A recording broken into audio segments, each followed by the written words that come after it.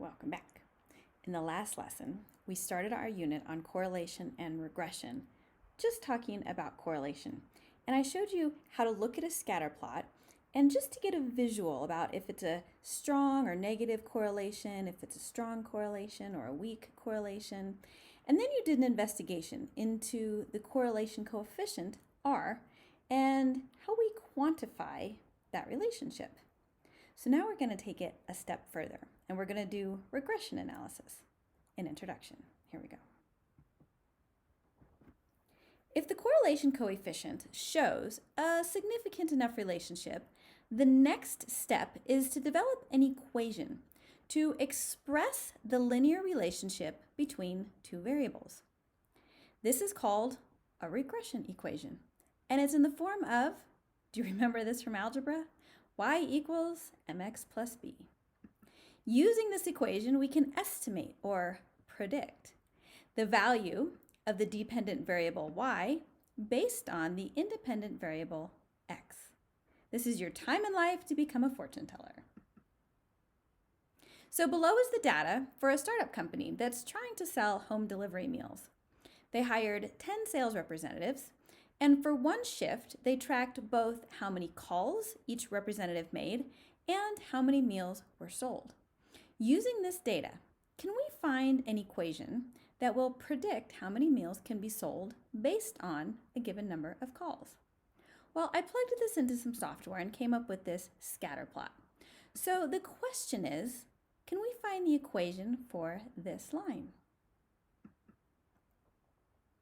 I need you to pull out your TI 83 or 84 calculator for this one.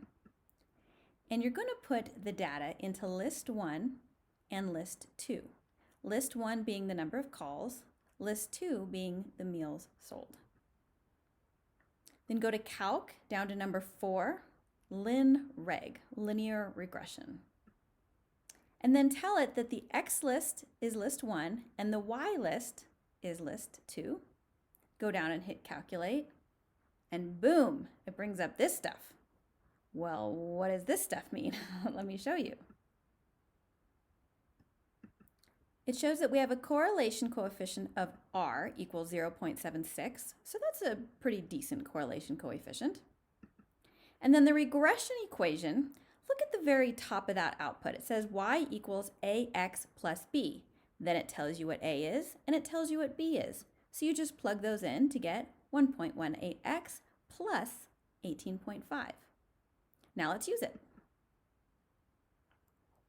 So we're going to predict some meals sold based on number of calls. If a salesman makes 25 calls, we just put that 25 in for x. 1.18 times 25 plus 1895. They'll likely sell about 48 to 49 meals. If they only make 15 calls, we plug that in for x, and they'd likely sell about 36 or 37 meals. What if they make 70 calls? They'd likely sell 101 meals.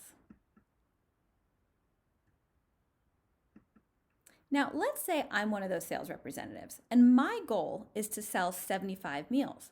What I want to know is, how many calls should I aim to make?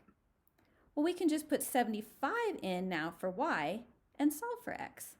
Using our mad algebra skills, subtract 18.95 from both sides, divide by 1.18, and I need to make 47 or 48 calls in order to sell 75 meals.